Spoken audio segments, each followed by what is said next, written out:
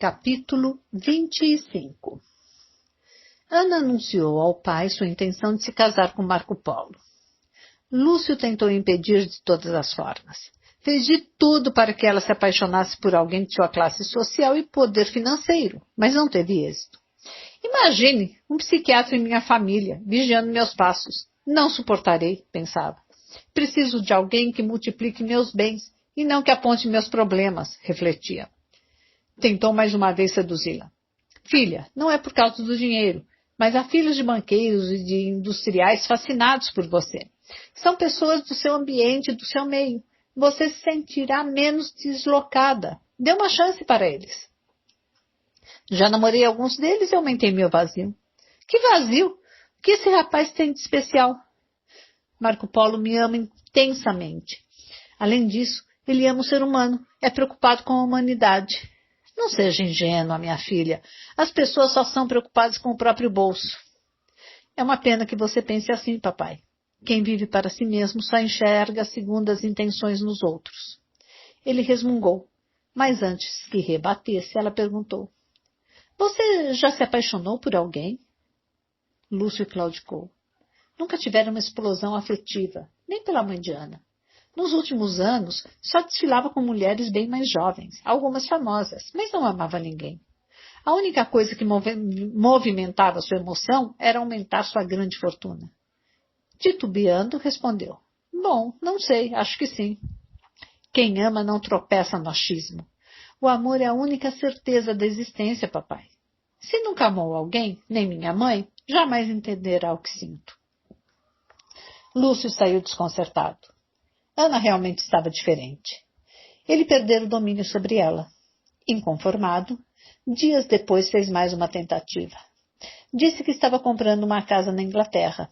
Conseguiria para ela um trabalho num excelente hospital e uma vaga para fazer doutorado em Cambridge.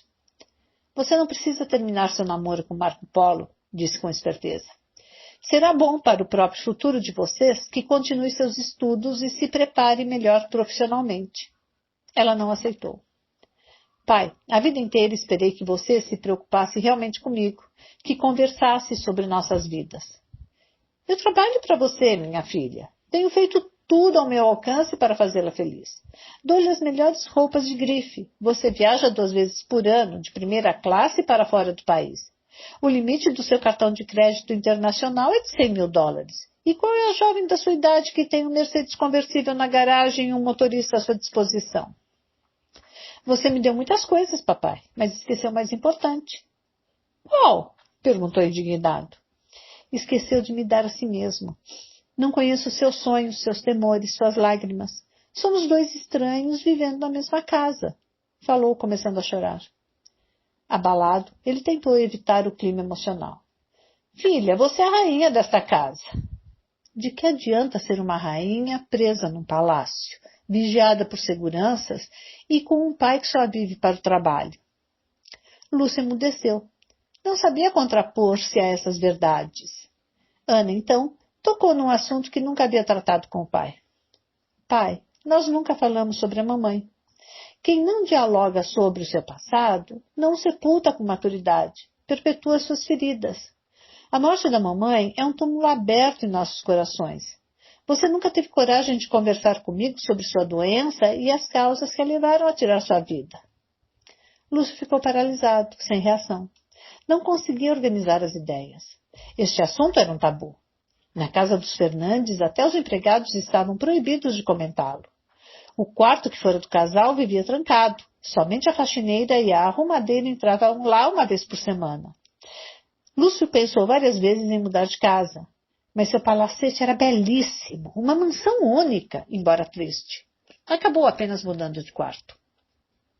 Como o pai não se manifestava, Ana, lembrando-se da pergunta fatal que Marco Polo lhe fizera sobre sua mãe, também fez uma pergunta fatal para o seu impenetrável pai. Ansiava ajudá-lo. Você tem sentimento de culpa pela morte da mamãe, papai? Culpa? Eu? Que absurdo! Não me acuse! Não estou acusando, papai. Estou perguntando. Estou pedindo para você olhar para o seu interior sem medo. As reações súbitas e eloquentes de Lúcio indicaram que a pergunta tinha mexido com os porões da sua mente. Procurando desesperadamente evitar o contato com o espelho da sua alma, ele olhou para o relógio e disse resolutamente: tenho um compromisso importante, preciso ir. Percebendo que ele entrara no desconhecido terreno da própria sensibilidade, ela insistiu: espere, papai. Os grandes homens também choram. Os olhos dele lacrimejaram. Um acontecimento raro para quem não se permitia a doce e aliviadora experiência do choro. Sofria muito, tinha insônia e períodos de angústia, mas negava a dor. Suas lágrimas sempre ficaram submersas sob os seus rudes comportamentos. Ao perceber que elas tinham saído da clandestinidade e subido ao palco dos seus olhos, rapidamente tentou escondê-las. Não admitia que um espectador contemplasse sua fragilidade, pois somente a glória podia ser admirada. A pedra de gelo da sua emoção estava derretendo, mas antes que o sentimento irrigasse sua inteligência com afetividade, ele se esquivou. Depois conversaremos sobre os grandes homens, e saiu apressadamente, sem mostrar a face e sem dar chance para a filha continuar o diálogo. Lúcio Fernandes evitava todas as conversas e situações que o remetessem à interiorização. Não se permitia crescer. Jamais reconheceram um equívoco, jamais pedira desculpas nem ajuda emocional. Era um homem doente que contribuía para formar pessoas doentes. Tinha algumas características respeitáveis, desde que o assunto fosse números e dinheiro. Era empreendedor, arrojado e perspicaz. Sabia investir em novos projetos e farejar por onde caminhava a economia mundial. Mas não tinha qualquer noção de por onde caminhava sua qualidade de vida. Lúcio tinha 8 empresas, nas quais era sócio majoritário. Elas empregavam 11.000 funcionários. Entre suas empresas havia um banco, uma indústria de computadores, uma fábrica de suco de laranja e, mais recentemente, uma indústria farmacêutica. Além disso, tinha participação minoritária em dezenas de outras empresas. Gostava de investir na bolsa de valores, comprar ações das empresas de tecnologia de ponta que se tornariam vedetes no mercado globalizado. Na maioria das vezes acertava. Estava listado na revista Fortune como o 83º homem mais rico do planeta. Em seu país, era o 42º da lista. Sua fortuna girava em torno de 4 bilhões de dólares. Todo ano, o maior prazer de Lúcio era melhorar sua classificação nas 2 listas. O poder e o prestígio gerados por essas listas tornavam-se sua droga. Pensava nelas obsessivamente durante todo o ano. Marco Polo não sabia o quanto seu futuro sogro era rico. Nem Ana tinha essa noção, pois era desligada, desapegada. Os dois nunca falaram sobre o dinheiro de Lúcio. Por subir nos bancos das praças e fazer poesias, ter uma explosão emocional com as pequenas coisas, cuidar dos feridos da alma, romper paradigmas e confrontar preconceitos, Marco Polo pressentia que o dinheiro de Lúcio poderia ser um grande problema para ele e Ana. Queria ser riquíssimo em seu âmago, rejeitava ser massificado pelo sistema social. Ansiava fazer da sua história uma experiência única, exultante, em que cada dia fosse um novo dia. Almejava incluir Ana nesse projeto existencial, mas preocupava-se com as dificuldades que ela atravessaria ao seu lado. E tinha razão. Por isso questionou-a. Ana, o sofrimento humano me perturba. Um dia vou sair do meu consultório e me dedicar aos grandes temas sociais. Desde meu primeiro ano de faculdade de medicina, esse desejo me domina. Viver comigo poderá ser muito inseguro. Temo por você. Com seu pai, você não correrá riscos, mas não terei aventura. Com ele, você terá proteção, mas não terei paz interior. Com ele, você terá o melhor padrão de vida, mas não terei conforto. O rapaz ficou pensativo, e antes que proferisse outra frase, ela acrescentou. Marco Polo, às vezes acho que o conheço muito pouco, mas o pouco que conheço me dá certeza de que você é a minha escolha. Presinto que ao seu lado meu amanhã será imprevisível. Mas o amanhã não existe, disse sorrindo. Beijaram-se. Ao afastar os lábios dele, ela inclinou um pouco a cabeça e brincou. Mas, por favor, quebre menos a rotina e arrume menos problemas. Não consigo, ele afirmou com alegria. E não conseguia mesmo. Passada uma semana, Ana e Marco Polo procuraram o poderoso Lúcio para marcar a data do casamento. Os transtornos foram inevitáveis. Vocês são precipitados. Deviam esperar mais um pouco, retrucou o pai. Marco Polo insistiu. Não há o que esperar. Nós nos amamos. Então, sem delicadeza, Lúcio comentou. Amor. Amor é um interesse disfarçado. Papai, não fale assim. Eu amo Marco Polo. Não havendo como impedir o casamento, Lúcio tentou bloquear radicalmente o golpe do pretendente.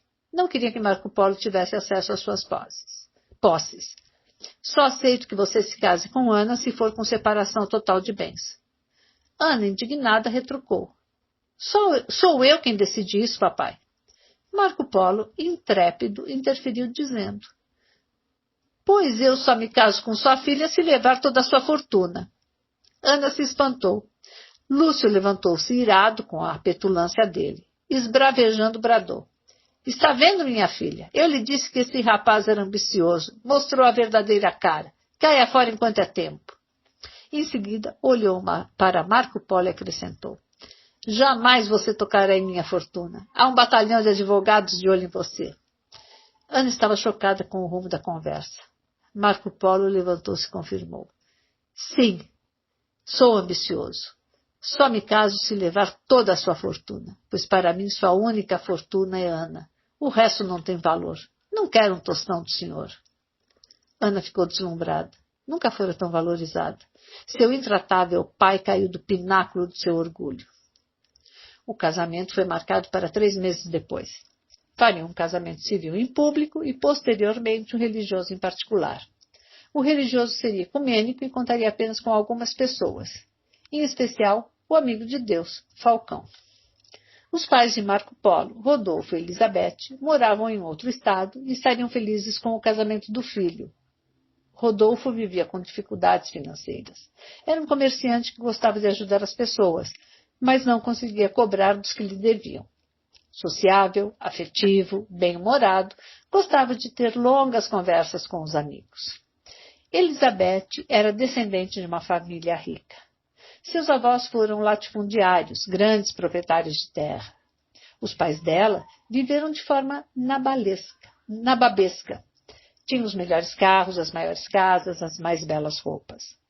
Elizabeth vivera uma vida regalada na juventude. Mas seus pais, como seus tios, dissiparam a herança. Foi-se o dinheiro, ficaram as joias e permaneceu a pose. Era uma mulher recatada, de gestos comedidos e de poucos amigos. Apesar da sua ambição, era uma mulher de fibra, batalhadora. Os pais de Marco Polo não tinham recursos para contribuir com a festa. Lúcio Fernandes tomou a frente. Disse que fazia questão de dar a maior festa para Ana. O jovem casal recusou o luxo. Lúcio, então, afirmou que faria um evento simples, capaz de combinar com o estilo de vida dos noivos. Mentiu. Sigilosamente contratou o melhor buffet da cidade. Alugou para a festa o salão nobre do mais imponente Hotel 5 Estrelas, do qual era sócio, e mandou preparar uma decoração requintada. A festa não tinha a cara da noiva, mas do seu pai. Sob o controle de Carlos, o mordomo, e de uma dúzia de funcionários das empresas de Lúcio, fizeram secretamente não apenas os preparativos do casamento, como também uma enorme lista de convidados. A maioria não tinha relacionamento com Ana. Lúcio convidou grandes empresários, celebridades, deputados, senadores, o governador de estado, ministros, o presidente do país. O bilionário era um homem muito influente. Gastou mais de $500 mil no evento, uma quantia irrisória para alguém tão rico. O que era para ser uma simples festa tornou-se o maior acontecimento do ano. Colunistas sociais de jornais e revistas foram convidados para cobrir o evento. Ocupados com intenso trabalho, Marco Polo e Ana não perceberam o movimento em torno de seu casamento. Carlos e sua equipe foram eficientes. A magnitude da festa não objetivava apenas satisfazer o ego de Lúcio ou expressar sua megalomania usando o poder financeiro para encantar as pessoas. Desejava realmente premiar sua filha. A seu modo, ele a amava. Além disso, procurava diminuir a enorme dívida que tinha com a sua consciência. Nos raros momentos de lucidez, Atormentava-se com a ideia de ter abandonado as duas mulheres da sua vida, a esposa e a filha. Queria compensar Ana pelos erros que cometera e por seu passado deprimente. Como não aprendera a falar a linguagem da emoção, falou a única linguagem que conhecia, a do dinheiro. Imaginava que uma festa memorável poderia redimi-lo. Capítulo 26. Enfim, o grande dia. Marco Polo chegou no salão uma hora antes de Ana e ficou espantado com a presença de tantos estranhos. Assustou-se, pensando que entrara no ambiente errado. Havia 5 seguranças trajados a caráter, identificando as pessoas e checando a lista. Carlos tinha dito aos seguranças que havia uma lista oficial, a de Lúcio, e outra com o nome de algumas pessoas que eram os convidados de Marco Polo e Ana, dos quais deveria exigir-se apenas a identificação e o convite. Os seguranças acharam estranho haver 2 listas, mas ordens são ordens. Marco Polo se identificou. Pelo nome reconheceram. Parabéns pela grandiosa festa, disseram os seguranças. O rapaz apenas movimentou levemente a cabeça em agradecimento e entrou. Os lustres cintilantes, os tapetes persas espalhados pelo chão, as dezenas de buquês de flores distribuídos em múltiplos locais saltavam aos olhos. Havia mais de 250 mesas, todas ricamente decoradas com taças de cristal francês. Vinhos das melhores safras seriam servidos. As festas de Lúcio eram famosas. Ele não poupava esforços para agradar os convidados, mas esta era singular. O psiquiatra pensador, poeta, desprendido, destemido, que tinha coração de andarilho, ficou embaraçado. Marco Polo não acreditava no que via. O que mais o espantava era a presença dos estranhos. Havia mais de 700 convidados e ele conhecia menos de 10% deles. Tentava cumprimentar com a cabeça os presentes, mas eles não respondiam. Não o conheciam, não sabiam que era o noivo. Não estavam ali por causa dele. Havia mais de 60 garçons servindo freneticamente os comensais. Uma equipe com 30 seguranças vestidos de terno azul marinho transitava pelo salão. Ao encontrar Lúcio, preferiu ser mais amigo do silêncio do que das palavras. Sabia que qualquer crítica redundaria em discussão, o que estragaria o momento sublime. Apenas pensou. Realmente este homem não gosta de mim. Sabia que Ana desconhecia os preparativos do pai. Lúcio foi receber pessoalmente alguns convidados especiais. Levou Marco Polo consigo. Ele se deixou levar. Senhor governador, primeira-dama, a festa lhes pertence, disse radiante. Ah, este meu futuro genro, apresentou-se em muita espontaneidade. Assim, ambos cumprimentaram cerca de 20 personalidades, entre os quais alguns riquíssimos industriais e banqueiros que também constavam da famosa lista das grandes fortunas. Havia respeito entre os empresários e um aparente desprezo por essa classificação, mas no subsolo dos seus comportamentos, vários eram seduzidos por ela. A inveja e a disputa corroíam a alma de muitos.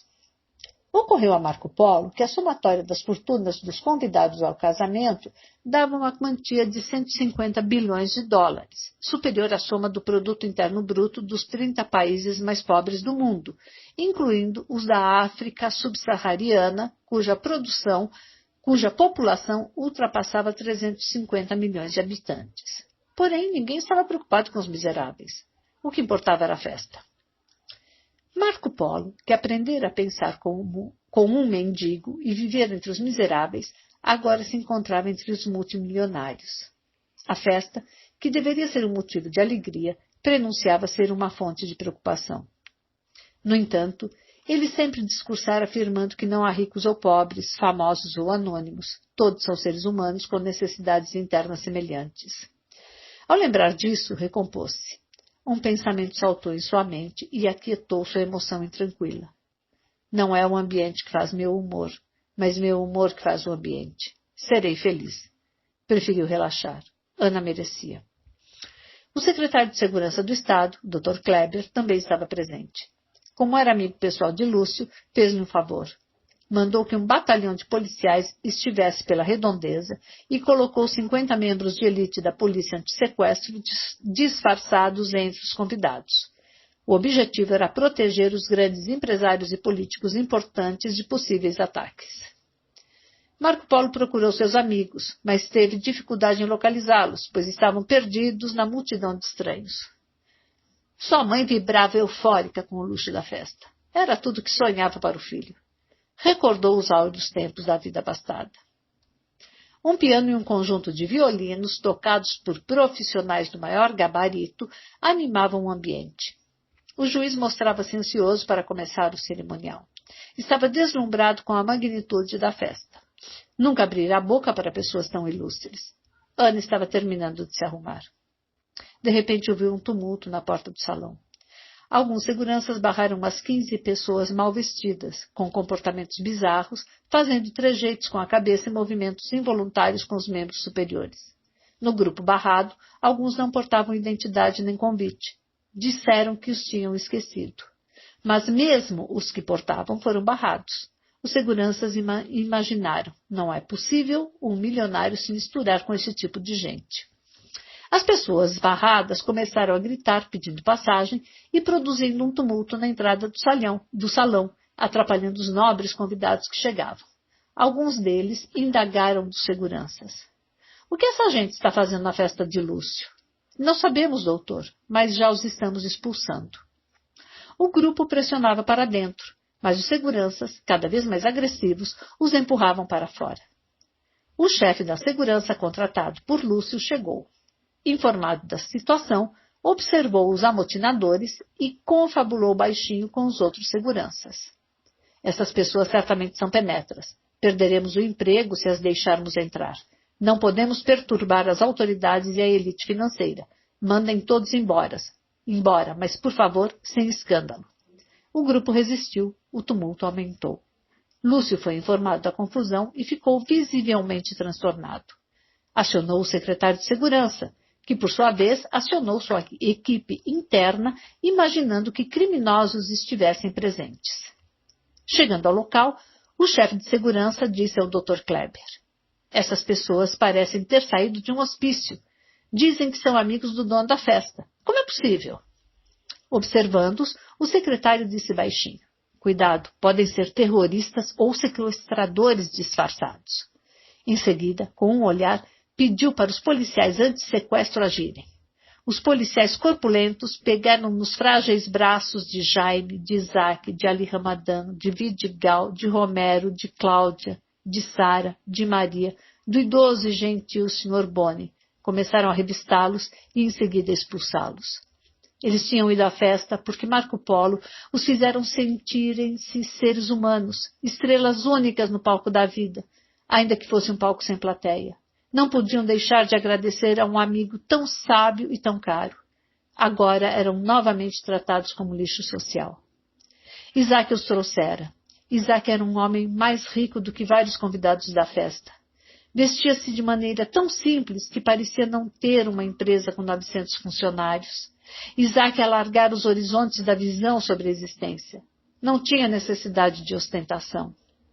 A doença o abatera, mas não eliminara sua ousadia, sua garra e criatividade. Tornara-se um empresário que só havia sentido em pisar no solo do capitalismo e conquistar mais espaços financeiros se isso fosse contribuir para o bem-estar dos seus funcionários e da sociedade. Sempre gostara de empregar legalmente imigrantes chineses, árabes, indianos, latinos. Conhecia, pela própria experiência, a dor da solidão de viver em terra estranha. Depois de ter superado sua doença mental, começou a empregar também egressos de hospitais psiquiátricos. Realizou uma solidária inclusão social. Seus empregados o amavam. Como Cláudia não tinha dinheiro para comprar uma roupa nova, escolheram um vestido longo vermelho, sobreposto por um blazer preto. As duas peças tinham mais de 20 anos de existência e eram o melhor que ela possuía. Além de não combinar, contrastavam com o luxo das roupas das demais mulheres da festa. Para Cláudia, o importante era sentir-se confortável internamente e demonstrar para Marco Polo que, através dele, ela aprendera a resgatar seu sentido de vida e a ser útil para a sociedade. Também não tivera recursos para comprar um presente, mas fez da sua presença um presente inesquecível. O grupo chamava a atenção de todos. Normalmente, os pacientes com depressão, síndrome do pânico e outras doenças emocionais passam despercebidos aos olhos sociais. Mas os amigos de Marco Polo eram portadores de transtornos mentais graves e crônicos. Alguns esfregavam frequentemente as mãos no rosto e no peito. Outros, como Jaime, traziam sequelas dos longos anos de medicação. Faziam movimentos musculares repetidos, parecendo mal de Parkinson.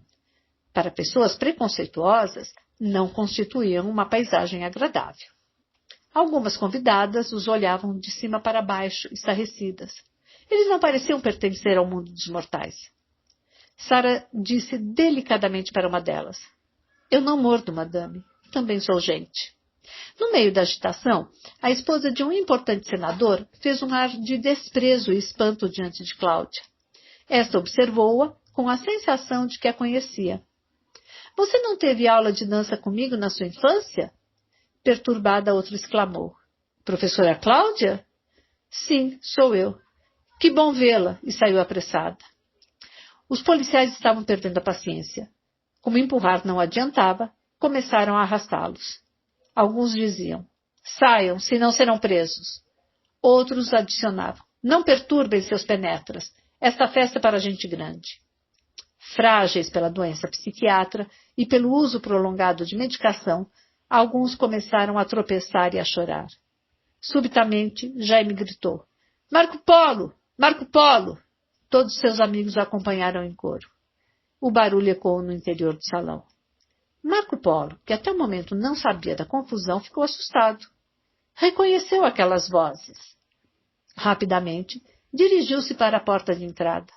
Ele convidara seus amigos e torcia para que viessem, mas sabia que alguns deles procuravam isolamento. Não gostavam de frequentar ambientes sociais estranhos, pois percebiam os olhares discriminatórios. Esquecendo-se dos riscos, foram à festa para mostrar seu gesto de amor. De repente, ao ser empurrado com violência, Ali Ramadan caiu. Sua expressão facial de dor e suas lágrimas levaram Isaac a se desfazer do segurança que o agarrava para socorrer o amigo. Não se tratava de um palestino e um judeu, mas de dois seres humanos se ajudando. Isaac levantou cuidadosamente seu amigo e interpelou o policial. "Quem você pensa que é, seu bruto?" Os seguranças e os policiais de elite não gostaram da sua atitude e o empurraram violentamente, bem como aos outros. O caos se instalou e ninguém se entendia. Nesse ínterim, Marco Polo chegou e exigiu: "Parem, parem!" Diante do noivo, os seguranças e os policiais se aquietaram. Para o espanto de todos aqueles homens e de todos os curiosos que se aproximaram, o noivo exclamou: "Cláudia, querida, que bom vê-la. Jaime, você aqui, que prazer. Isaac, Ali, meus queridos amigos." Ele os abraçava e beijava na face e na testa. O Sr. Boni disse timidamente: "Marco Polo, não nos quiseram deixar entrar na festa." "Como não, Sr. Boni? Vocês são os convidados mais esperados desta festa. Pelo menos para mim e para Ana." O secretário de segurança ficou perplexo. Havia muitos anos, quando era apenas delegado, tivera a mesma sensação diante de um jovem vestido de mendigo que aparecera na sua delegacia. De repente, os olhares de Marco Polo e do secretário se cruzaram. Marco Polo estava abraçado a Cláudia, mas soltou sua voz: "Grande cérebro, você aqui." Desta vez o secretário ficou estarrecido. "É aquele mendigo, mas agora vestido de noivo. Não é possível." "Continua sendo delegado?" "Hoje sou secretário de segurança e amigo do seu sogro." Falou todo orgulhoso e adicionou: "Fui longe em minha carreira e você me deu força. Nunca esqueci de que você me disse que meu cérebro era avantajado." Marco Polo engoliu em seco. Pensou novamente no poder do elogio, que é capaz de estimular a autoconfiança das pessoas. Ao mesmo tempo, refletiu sobre o poder da rejeição, que mesmo em tom de brincadeira, sem intenção de machucar, pode provocar um estrago na personalidade dos outros. Ainda bem que o delegado não descobriu que, brincando, diminuiu o número de seus neurônios, pensou. Marco Polo estava preocupado com a discriminação que seus amigos sofreram na entrada do salão. Tal rejeição poderia reduzir a pó a autoestima deles. Precisava reparar essa injustiça. O secretário coçava a cabeça ao vê-los. "Parabéns, secretário. Realmente o senhor foi longe em sua carreira." "Parabéns para nós. A vida é irônica. Hoje você é o centro da festa e eu sou o centro da segurança dela." Em seguida, Marco Polo desfez o mal-entendido. para não deixar dúvidas, proclamou em voz bem alta para todos ouvirem, tanto os estranhos como os próprios amigos. Essas pessoas são meus convidados especiais. Estão entre os meus melhores amigos. Alguns convidados ficaram chocados. Comentaram entre si que tinham entrado na festa errada. Do outro lado, os amigos de Marco Polo ajeitavam orgulhosamente suas roupas, olhando seguranças com ar de grandeza. Ali Ramadan abordou Marco Polo perguntando: existem extraterrestres? Temendo que as alucinações já lhe tivessem voltado, ele repetiu a velha frase: não sei, mas sei que criamos monstros dentro de nós. Olhe quantos ETs fora de nós, disse apontando com o queixo para os seguranças. Marco Polo sorriu. São estranhos mesmo, mas no fundo são boas pessoas ali. Cláudia bateu no rosto de um segurança e, com a ingenuidade de uma criança, disse-lhe: bonitão, a festa é nossa. Ana conhecia uma boa parte desses amigos de Marco Polo. Apreciava a singeleza, a inocência e a criatividade deles. Certamente iria alegrar-se muito ao vê-los ali. Antes de entrarem no grande salão, duas famosas atrizes de cinema, amigas de Lúcio, chegaram ao local perseguidas por alguns repórteres. Uma delas tropeçou em Sara e caiu. Sara também se desequilibrou e foi ajudada por Cláudia. Irritada com as duas, a atriz encarou-as e espantou-se com os gestos bizarros que faziam com os braços e cabeça. Chamou o segurança e perguntou com alarde: que povo estranho é este na festa de Lúcio? Marco Polo, vendo suas amigas novamente humilhadas, disse à atriz: de todo o lixo produzido pela sociedade, o culto à celebridade é o mais estúpido. Abalada com a coragem do desconhecido, a atriz esbravejou: quem é você para dizer isso? Você não sabe que sou uma famosa artista? Elas também são atrizes do Teatro da Existência. Já ganharam até um Oscar pelo drama que viveram. Falou, apontando para Sara e Cláudia. Puxa, mas eu não as conheço, comentou admirada. Deveria conhecer, elas são fascinantes. Cláudia e Sara toparam a brincadeira. Disseram para as atrizes: queridas, depois lhes damos um autógrafo. E, tomando-as pelo braço, Marco Polo levou-as para o salão junto com todos os seus amigos. Ao entrar pela passarela central, por onde Ana passaria, os convidados ficaram paralisados e fizeram um silêncio fúnebre. Os músicos pararam de tocar. Os gestos incomuns e os movimentos involuntários daquelas pessoas agrediram os olhos dos ilustres convidados. Não estavam acostumados a conviver com pessoas diferentes. Cláudia, abraçada por Marco Polo, olhava e fazia caretas para os convidados. Romero estava envergonhado, cabisbaixo, mas Vidigal, muito solto, cumprimentava todos os presentes. Jaime estava um pouco constrangido, mas logo se libertou ao beijar várias flores que encontrou pelo caminho. Ali Ramadan entrou pomposo. Com um lenço na mão direita, rodando em torno da cabeça, dançava música árabe enquanto entrava no salão. Era um palestino feliz. Isaac andava sorridente. Não devia nada a ninguém e não exigia nada de ninguém para estar bem. Enfrentar aquela pressão não era nada comparado às pressões que já havia suportado. Marco Polo observou, um pouco afastado, um senhor que não apenas discriminava seus amigos, mas estava assombrado ao vê-lo. Parecia querer engoli-lo com os olhos. Balbuciou entre os lábios: cretino! Ao perceber o que o homem dissera, Marco Polo ficou perplexo. Não podia acreditar que um convidado o tivesse ofendido em seu próprio casamento. Pensou que era coisa de sua cabeça. Afinal de contas, a noite estava estressante. À medida que o grupo avançava, os convidados se entreolhavam, querendo entender o que ocorria. Alguns, em tom de chacota, diziam: